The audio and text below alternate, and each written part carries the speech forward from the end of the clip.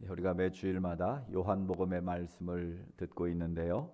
오늘은 감사주를 앞두고 이 감사에 관한 말씀을 이번 주, 다음 주, 그 다음 주까지 세 번에 걸쳐서 이 감사의 GPS라는 주제를 가지고 말씀의 은혜를 나누려고 합니다. 우리들이 실생활에 유용하게 사용하고 있는 첨단 과학 기술 문명이 하나 있습니다. 바로 GPS라는 그 기술입니다. 이 글로벌 포지셔닝 시스템 GPS라는 그 약자인데요. 이것은 원래 미국 국방부에서 군사 목적으로 개발했던 것을 이 민간 기술로 이전한 건데요. 이 GPS를 이용해서 비행기의 항법 장치, 이 공중에는 길이 보이지 않지 않습니까? 그런데 이 GPS를 이용해서 비행기가 다니는 길, 전투기가 다니는 길을 다 정해놓고 그 길로만 갈 수 있도록 만들어 놓아서 이것이 바로 이 항법 장치의 중요한 기능입니다. 또 배나 또 차량의 위치도 이 GPS를 통해서 어느 곳에 있는지 정확하게 찾아낼 수 있고 알 수 있습니다. 그래서 미국에서는 이 범인이 탄 차량이 도주를 하면 GPS가 장착된 총알을 쏴가지고 차를 맞추면 차가 어디 가서 숨어도 자기는 모르지만 다 수하는 사람들은 이 차가 어디 있구나 금방 찾아가서 체포한다는 거죠. 이게 바로 이 GPS의 힘입니다. 우리는 가장 쉽게 우리 일상생활에서 차량용 내비게이션을 다 쓰고 있지 않습니까? 전에는 어디 가려면 다 어디냐고 물어보고 찾아다녀야 되는데 요즘은 그럴 필요가 없잖아요. 내 목적지를 정확하게 입력만 하면 좀 도라는 가도 정확하게 목적지에 안내하는 것을 우리가 보고 있습니다. 제가 전에 소아시아 이 바울의 루트를 따라서 선교를 간 적이 있었는데요. 이 소아시아에 갔다가 이 루스드라와 더베라는 지역을 갔습니다. 오늘날 터키죠.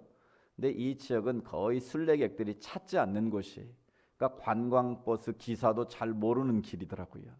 하여튼 물어서 이 루스드라 날 때부터 거쳐서 안진매가 일으켰던 일으켰던 곳이죠.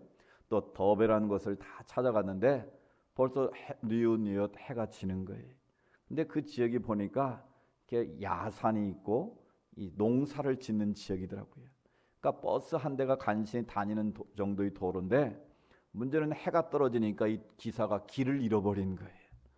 이 막 산길, 논길을 왔다 갔다 하다가 이제 방향을 잃어버려가지고 어디로 가야 이스탄불이 나오는지를 못 찾는 거예요. 그래서 1시간 넘게 이 기사가 막 헤매는 거예요. 어쩔 줄 모르는 거예요. 그때 제 머릿속에 이걸 켜면 되겠구나. 그 당시는 요즘처럼 이렇게 이 스마트폰이 좋은 때는 아닌데 그래도 구글의 위성 지도를 켜면 되겠구나. 그 스마트폰을 켜가지고 구글 지도를 편 다음에 지금 있는 위치에서 이스탄불 시내를 호텔을 딱 쳤더니 길이 딱 표시가 되는 거예요. 그래서 그걸 기사한테 보여주고 이 깜빡깜빡한 이 화살표를 따라서 가면 정확하게 나올 테니까 따라가라고. 그랬더니 기사가 반신반의하는 거예요. 설마 이게 나올까? 하여튼 이 깜빡깜빡하는 이 표시만 따라가라고. 그랬더니 그 기사가 제 말을 믿고 그걸 따라가니까 이스탄불이 나왔을까요? 안 나왔을까요? 정확하게 나오는 거예요.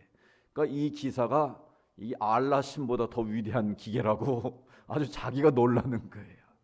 그때 한번 이 GPS의 위대함을 제가 이 경험을 한 적이 있습니다. 여러분, 우리 인생에도 길을 잃을 때가 있어요. 내가 열심히 달려왔는데 갑자기 방향을 잃어버리고 내가 가는 이 길이 맞는 건지 또 제대로 가고 있는 건지 자신의 인생의 좌표를 되돌아봐야 할 때가 있다라는 거예요. 그래서 제가 이 감사에 관한 말씀을 묵상하면서 우리 신앙생활에도 GPS가 있어야지. 우리 신앙생활의 방향을 잃어버리면 아무리 열심을 내고 아무리 달려간들 그거는 헛수고지. 그런데 우리 신앙생활의 가장 중요한 좌표가 되는 GPS가 뭘까 생각해 보니까 감사더라고요. 감사의 GPS가 꺼져버리면 그 신앙생활은 다 모든 것이 헛되고 말더라고요. 그러나 아무리 어렵고 힘들어도 내 인생에 내 신앙생활에 감사라는 GPS만 켜고 있으면 마침내 하나님께서 우리를 선한 길로 인도하시고 하나님이 기뻐하시는 목적지로 우리를 반드시 인도하시더라는 거예요. 그래서 오늘 우리가 3주에 걸쳐서 이 감사의 GPS라는 내용을 가지고 주의 말씀을 듣고 우리 인생의 신앙의 좌표를 다시 한번 설정하고 우리가 믿음으로 승리하는 은혜가 있기를 축복합니다. 그래서 저는 이 GPS의 이니셜 세 글자를 신앙적으로 다시 재해석을 했습니다. 우리 앞에 화면을 한번 띄워보시죠. 이 첫 번째 G는 이 글로벌링인데 저는 이것을 God's will, 하나님의 뜻이라고 이것을 다시 한번 풀어봤습니다. 그래서 감사의 GPS 첫 번째는 감사는 뭐다? God's will, 하나님의 뜻입니다. 두 번째 P는 뭐예요? Power, 감사는 힘입니다. 여러분 뭐가 힘일지 잘 모르시겠지만 돈이 힘이고 권력이 힘이라고 세상 사람들은 믿지만 진짜 힘은 감사에 있다라는 거예요. 이제 다음 주 우리가 그 말씀을 나누겠고요. 세 번째 S, 이 시스템은 성경적으로 말하면 success라는 거예요. success. 이걸 우리가 성공이라고도 표현하지만 성경은 이것을 형통이다라고 표현을 합니다. 그래서 우리가 추구하는 GPS는 뭐예요? 하나님의 뜻, 하나님의 힘, 하나님의 형통. 여기에 감사가 다 붙으면 되는 거예요. 그래서 감사는 하나님의 뜻입니다. 감사는 힘입니다. 감사는 형통입니다. 여러분 오늘 그 첫 번째 주제로 감사는 하나님의 뜻입니다 라는 말씀을 우리가 나누려고 합니다. 왜 감사가 하나님의 뜻일까? 오늘 말씀을 통해서 우리가 다시 한번 생각해 보려고 합니다.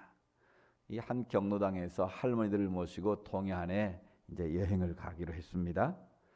그래서 기사 옆에 한 할머니가 앉으셨는데 할머니가 기사에게 아몬드를 주는 거예요. 그러니까 기사는 할머니가 아몬드를 주니까 고맙습니다 할머니 잘 먹겠습니다. 열심히 먹었어요. 근데 또 한참 가는데 툭툭 치더니 또 아몬드를 한 움큼 주는 거예요. 그래서 아 할머니 감사합니다 잘 먹겠어요. 또 열심히 먹었어요. 근데 또 한참 가니까 또 할머니가 툭툭 치더니 또 주는 거예요. 아 할머니 이제 됐어요. 할머니 계속 할머니만 드세요.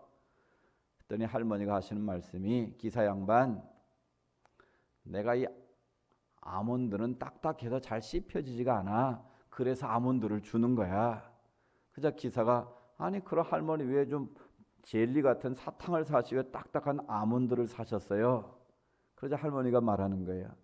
기사 양반 그게 아니고 내가 초콜릿이 묻어있는 초콜릿 아몬드를 샀거든. 근데 아몬드는 씹을 수가 없어서 내가 초콜릿을 빨아먹고 아몬드는 당신 준 거야. 맛있지? 갑자기 기사가 지금까지 먹은 아몬드가 다 튀어나올 뻔했습니다. 지금까지 감사하며 잘 먹었는데 그 말을 듣는 순간 감사가 싹 사라졌다는 것이죠. 여러분 하나의 에피소드지만 우리 삶 속에 이렇게 해프닝도 있고 정말 그런 상황에도 우리가 끝까지 감사할 수 있겠는가라는 것이죠. 그런데 오늘 성경은 말합니다. 항상 기뻐하십시오. 쉬지 말고 기도하십시오. 그리고 범사에 감사하십시오. 할머니가 빨아먹고 남은 아몬드를 먹어도 감사하라. 그게 오늘 주님의 명령입니다. 그러니까 범사에 감사라고 사도 바울을 통해서 하나님 우리에게 말씀하시는데 과연 이게 가능한가라는 거예요. 이 목사인 저 자신도 범사에 감사한다. 이 범사는 뭐가 있어요? 좋은 일도 있지만 나쁜 일도 있어요. 내가 원하는 일도 있지만 원치 않는 일도 있어요. 정말 생각하기조차 싫은 일도 있을 거란 말이죠.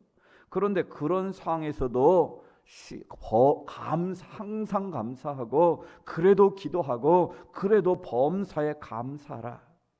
이것은 정말 쉽지 않은 하나님의 명령입니다. 그런데 더 힘든 것은 이것이 바로 너희에게 향하신 너보다 하나님의 뜻이다라는 거예요. 하나님의 뜻이라는 말은 아무데나 붙이는 게 아니지 않습니까? 그건 너희가 정말로 반드시 꼭 실천해야 되고 지켜야 되는 당위성을 가진 명령이다. 그런 것 아니겠어요? 자, 그러면 바울이 왜 데살로니가 교인들에게 이 말씀을 했겠느냐라는 게 오늘 우리가 이 말씀을 적어야 될 중요한 근거가 되는 거예요.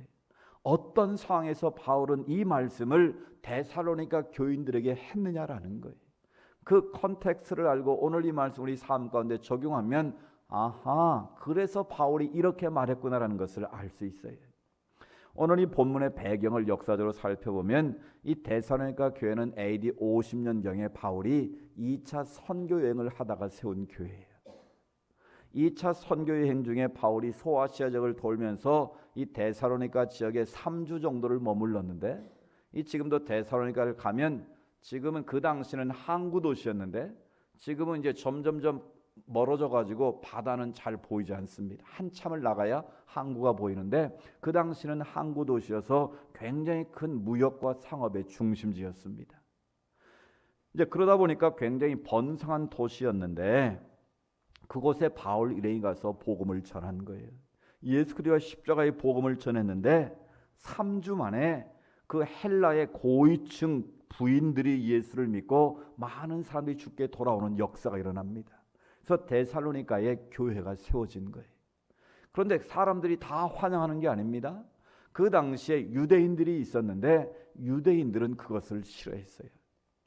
그러면 왜 그랬는가 하면 그 당시에 그 지역을 다스리는 사람은 누굽니까? 로마의 황제예요.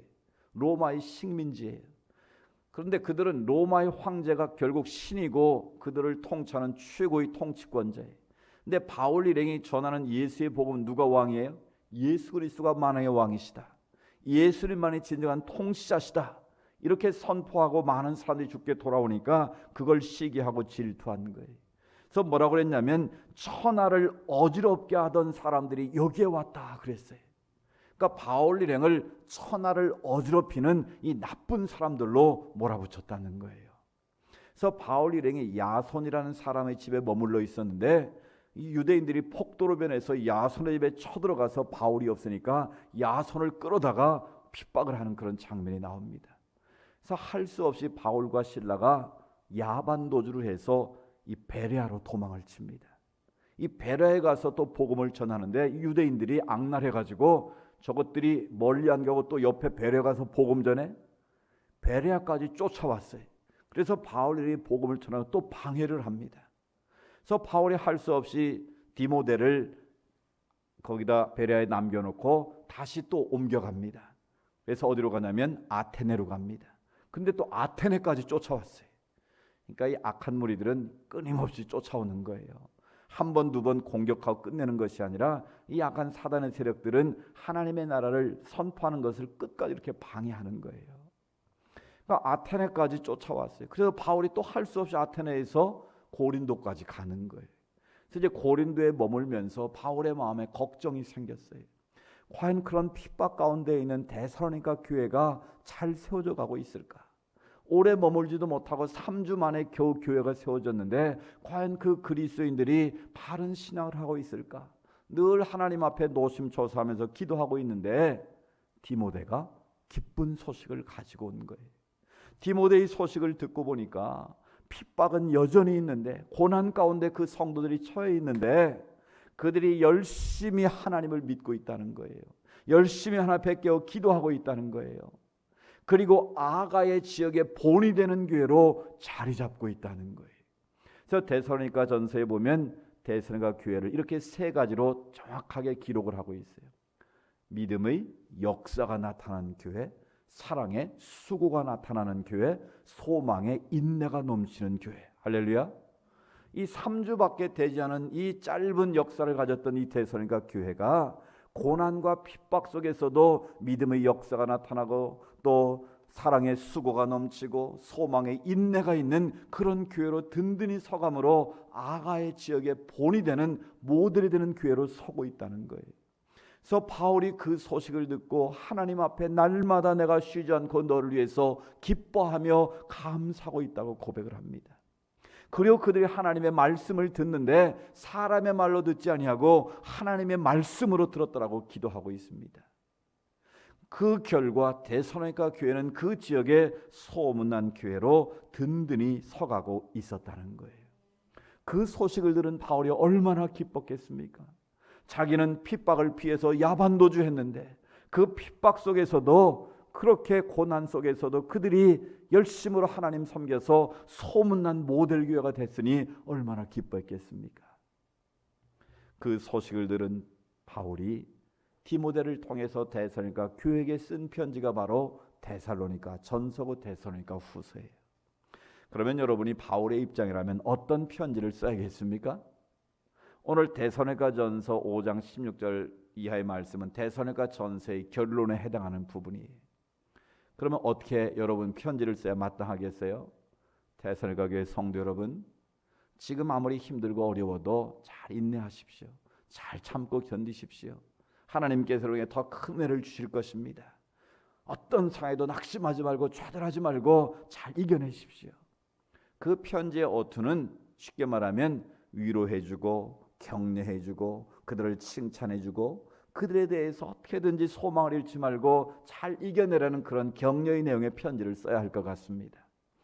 그런데 오늘 바울이 하나님의 뜻이라고 말한 그 편지의 내용은 그런 거하고는 좀 거리가 멉니다. 고난당하고 여전히 핍박 가운데 믿다가 붙잡히면 사자굴에 던져지고 죽임을 당하는 감옥에 가는 그 상황 속에 있는 성도들에게 뭐라고 말합니까? 그래도 항상 기뻐하세요. 그래도 여러분 쉬지 말고 하나님 앞에 기도하세요. 그리고 범사에 감사하세요. 이것이 하나님의 뜻입니다. 여러분 데살로니가 교회 교인들이라면 이게 위로가 되겠어요? 안 되겠어요? 아니 바울 자기는 말이야 핍박해서 3주 만에 야반도주하고 우리 보고 항상 기뻐하라고? 우리 보고 그래도 쉬지 말고 기도하라고? 더 가관인 것은 그래도 감사하라고? 그것도 범사에 감사하라고? 아마 저 같으면 좀 흥분했을 것 같아요. 아니 뭐 사도 바울 뭐 이래? 아니 우리에게 고작 한다는 말이 기도 쉬지 말고 기도하라고 범사에 감사하라고 그래도 기뻐하라고? 아마 그런 불평이 나올 법도 한 그런 상황이라는 거예요. 그러니까 바울이 지금 데살로니가 교회에게 준 이 편지는 그들의 상황 속에서는 아무런 위로가 되지 않는 그런 말이었다라는 거예요. 그런데도 놀라운 사실은 데살로니가 교인들은 그 말씀을 받아들였다는 거예요. 여러분 우리 인생도 마찬가지입니다. 내가 열심히 수고하고 노력했는데 결과가 주어지지 않을 때 우린 정말 어디에 하나님의 뜻이 있는지, 정말 내가 신앙생활을 제대로 하고 있는 건지, 뭔가 하나님이 나에 대해서는 무관심한 건지, 아예 하나님은 나를 멀리하고 계신지 답답할 때 있지 않습니까? 정말 하나님의 뜻이 내 인생에 어디에 있는지 우리가 GPS를 꺼버리든지 정말 그러고 싶을 때가 있지 않습니까? 여러분 얼마 전에 파키스탄에서 폭탄 테러가 일어났어요. 예배를 드리고 있는데 그 무슬림 극단 세력들이 기독교를 박해하기 위해서 차량에 폭탄을 가득 싣고 예배드리는 그 예배당 안으로 차를 돌진시켜 가지고 70명이 예배드리다가 한 번에 세상을 떠났어요. 하나님의 불을 받았어요. 여러분 이런 상황이 벌어지면 이해가 되십니까? 아니 놀러 가다 차가 전복돼서 죽은 거는 뭐 그렇다 치더라도 거룩한 주일 목숨 걸고 주의 성전에 모여서 예배를 드리는데 예배의 자리에서 IS의 폭탄 테러로 한순간에 70명이 세상을 떠나는 이 비극적인 사건을 여러분은 어떻게 신앙적으로 받아들일 수 있겠느냐라는 거예요. 여러분 그렇게 큰 사건 말고도 여러분의 일상 속에서 정말 내가 이해할 수 없는 일들이 끊임없이 벌어지지 않습니까? 나는 열심히 일한 죄밖에 없는데 하루아침에 상황이 바뀌어가지고 내가 어려움 가운데 처하게 되고, 우리 권사님 부부처럼 하루아침에 나는 정말 내 재산 다 바쳐가지고 열심히 유치원을 읽어서 어린아이들 열심히 15년 가까이 열심히 지도한 것밖에 없는데 갑자기 막 비리 유치원이라고 그러고 사립 유치원들은 다 비리 집단으로 몰아가지고 하루아침에 이렇게 꼼짝 못하게 만들어버리면 감사가 나오세요? 우리 두 분 감사 나오세요 지금? 정말 이런 상이라면 정말 땅을 치고 통곡을 해도 이게 속이 풀리지 않는 그런 상황 아닙니까?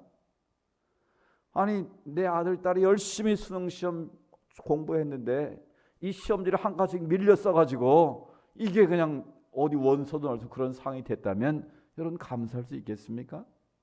내가 열심히 사업을 일구어서 열심히 수고하고 땀 흘려서 이제 살만한데 갑자기 모 회사가 부도가 나는 바람에 하청회사에 있다가 하루아침에 내가 부도가 나버렸어요.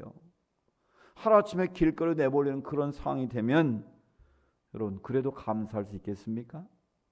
정말 오늘 바울을 통해서 주시는 하나님의 명령은 감당하기 쉽지 않은 문제다라는 거예요. 그러니까 목사인 저 자신도 그런 상황이 벌어지면 범사에 감사하며라고 하나님 앞에 감사하기 쉽지 않은 상황이라는 거예요.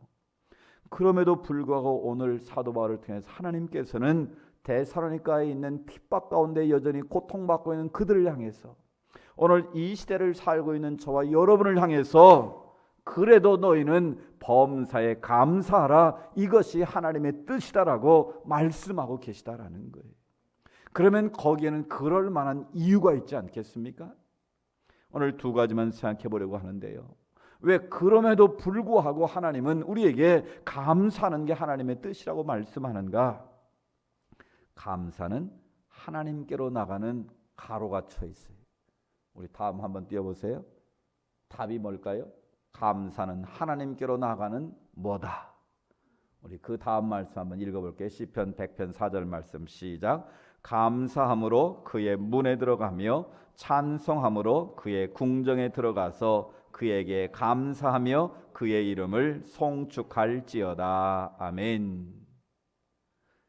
오늘 이 다윗의 고백이에요. 아시는 것처럼 다윗은 누구보다도 많은 고통을 겪은 사람이에요. 잘못해서 죄를 지어서 고통을 당한 것이 아니라 나라를 구한 죄밖에 없는데 사울 왕의 미움을 받아가지고 10년 동안을 쫓겨다닌 사람이에요. 자기를 둘러진치고 죽이려고 하는 그런 위기 상황 속에서 억울하게 쫓겨다녔던 사람이에요. 그런데 다윗은 하나님 앞에 원망하거나 불평한 적이 없어요. 오늘 시편 104편에서 100편 4절 이렇게 고백하는 거예요. 감사함으로 그의 문으로 들어가며 찬송함으로 그의 궁정에 들어가서 그에게 뭐하며 감사하며 그의 이름을 송축할지어다. 지금 다윗은 감사할 상황이 아니에요. 억울하게 지금 쫓겨다니고 죽을 수밖에 없는 그런 상황에 처해 있는데 다윗은 지금 이 고백을 하나님께 드리고 있다는 거예요. 왜 그랬을까요? 감사함으로 어딜 들어가요? 그의 문에 들어가며, 그의 문이 어디겠습니까? 바로 하나님의 성전을 말하는 거예요. 하나님이 계신 보좌를 말하는 거예요. 그의 궁정에 들어가서, 하나님이 거하시는 궁정에 들어가서 그에게 뭐하며 감사하며 그의 이름을 송축할지어다. 아멘. 감사는 하나님께로 나아가는 뭐다? 문이다 라는 거예요. 같이 해볼까요? 감사는 하나님께로 나가는 문이다. 여러분 그렇게 믿으십니까? 감사는 하나님의 영광스러운 궁정으로 들어가고 하나님의 영광스러운 축복의 길로 나아가는 문이라는 것을 여러분 기억하십시오. 아무리 문 건너편에 내가 원하는 모든 것이 다 쌓여 있어도 그 문을 열지 못하면 우리는 그것을 얻을 수가 없는 거예요. 다윗은 바로 그것을 깨달았습니다. 비록 지금 내 인생은 수많은 원수마귀가 둘러싸여 있고 언제 죽을지 모르는 절망의 상황 속에 있지만, 그래도 내가 원망 불평하며 감사의 문으로 들어가면 반드시 하나님은 감사의 궁정으로 나를 초대하시고 그 궁정에서 하나님이 예비하신 하늘의 복과 땅의 기름진 은혜로 채우실 것이다. 그런 분명한 믿음을 가지고 다윗은 언제나 감사의 문으로 들어가기를 원했다는 것입니다. 데살로니가 교인들도 마찬가지입니다. 그들은 원망하고 불평할 수밖에 없는 상황이었지만 그들은 감사의 문을 선택한 것입니다.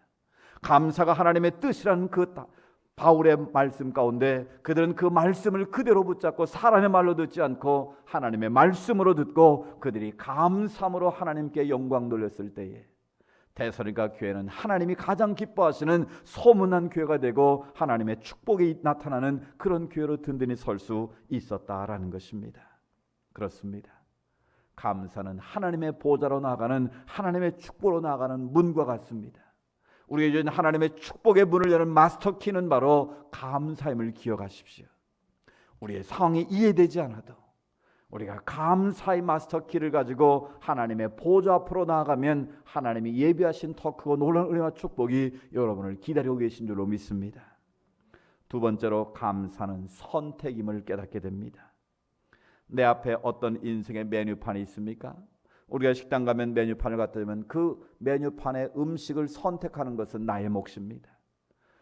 내가 선택을 뭘 하냐에 따라서 내 식탁에 그 만찬이 어떤 것으로 채워질 건가 결정이 되는 겁니다. 우리 신앙과 인생도 마찬가지입니다.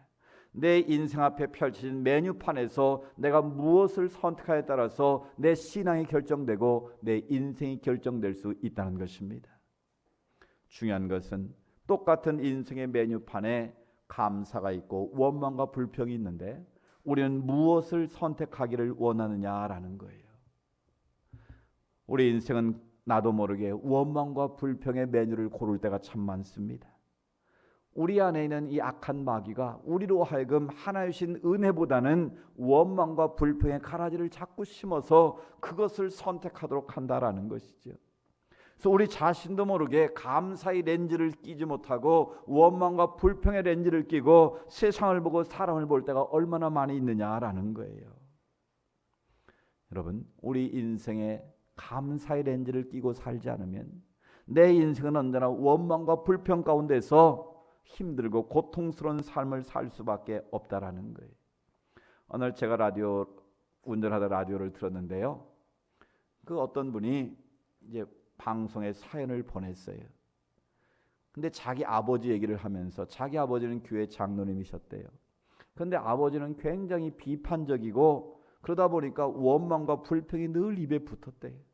그래서 자기들도 늘 칭찬 한번 받지 못하고 늘 꾸지람과 책망 속에 자랐대요.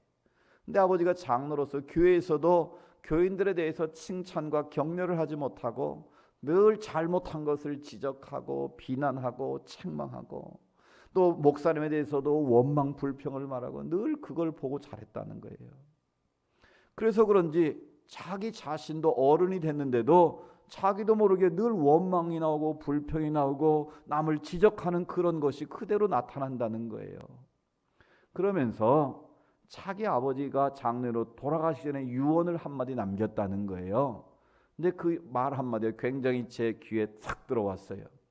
뭐라고 유언을 하셨냐면 너희는 앞으로 야당하지 말고 여당으로 살아라. 그리고 돌아가셨다는 거예요. 그러니까 자기가 자기를 봐도 평생 뭐 노릇한 거예요? 야당 노릇한 거예요. 늘 비판하고 책망하고 지적하고 원망 불평하고. 그러니까 자기가 이제 인생 앞에서 자기를 돌아보니까 하나님 앞에서 자기 모습 비춰보니까 내가 장로로서 잘못 살았구나. 그래서 그게 한이 돼가지고 자식들 앞에서 너희는 절대 앞으로 야당하지 말고 여당으로 살아라. 그 말은 무슨 뜻이겠어요? 비판하지 말고 원망 불평하지 말고 감사하며 살아라. 그런데 자기도 그 유언의 말을 들었지만 그게 어려서부터 보고 들은 게 그거라서 잘 안 된다는 거예요. 그래서 자기도 야당이 아니라 여당으로 살고 싶은데 그게 잘 안 된다는 안타까움의 편지를 쓴 것을 봤습니다. 사랑하는 여러분, 그렇습니다. 우리가 내 앞에 어떤 메뉴판이 있든지 간에 감사하기로 감사를 선택하면 감사의 렌즈를 끼고 보면 그 모든 것들이 좋아지기 시작하는 겁니다. 뭔가 희망이 생기고 그 안에 새로운 미래가 생기는 거예요. 근데 원망과 불평으로 그 모든 것을 받아들이면 점점 나락으로 그 인생은 떨어지고 그 신앙은 점점 마귀의 종노릇으로 떨어질 수밖에 없다라는 것입니다. 여러분, 내 인생이 아무리 지금 힘들고 어려워도 감사를 선택하고 감사로 결단하면 하나님께서 감사의 조건으로 우리 인생을 바꾸실 줄로 믿습니다. 이 1704년에 베냐민 슈몰크라는 목사님이 신방을 갔다 왔어요. 두 남매가 자고 있었는데 신방을 갔다 보니까 집에 불이 나서 그 두 아이가 불에 타 죽은 거예요. 그 상황을 보면서 눈이 뒤집어져 가지고 하나님 앞에 하나님 도대체 뭡니까? 내가 주님을 위해서 이렇게 평생을 목사로서 일하고 있는데 내가 놀러 갔다 온 것도 아니고 신방과 성도를 위로하고 권면하고 왔는데 왜 내 자녀를 하나님 그것도 끔찍하게 불이 나서 죽게 하는 겁니까? 하나님 도대체 하나님 뭡니까? 내 인생의 하나님은 도대체 뭡니까? 라고 통곡을 하면서 울부짖습니다. 그때 조용히 성령님의 음성이 들려옵니다. 그래, 네가 지금 현재 상황에서 이해할 수는 없지만 그래도 너를 향한 하나님의 놀라운 더 뜻이 있지 않겠니? 그 음성이 들려오면서 갑자기 회개의 기도가 터져나왔습니다. 하나님, 나는 하나님을 사랑한다고 지금까지 목회를 하고 왔지만 내 자식들을 하나님보다 더 사랑한 나의 부족함을 용서해 주세요. 통곡하며 기도하는데 갑자기 이런 가사가 떠올랐습니다. 그래서 그 가사를 글로 적었습니다. 내 주여 뜻대로 행하시옵소서. 온 몸과 영혼을 다 주께 드리니 이 세상 고락간 주 인도하시고 날 주관하셔서 뜻대로 하소서. 이게 우리가 즐겨 부르는 찬송가 549장입니다. 한번 1절만 불러볼까요? 내 주여 뜻대로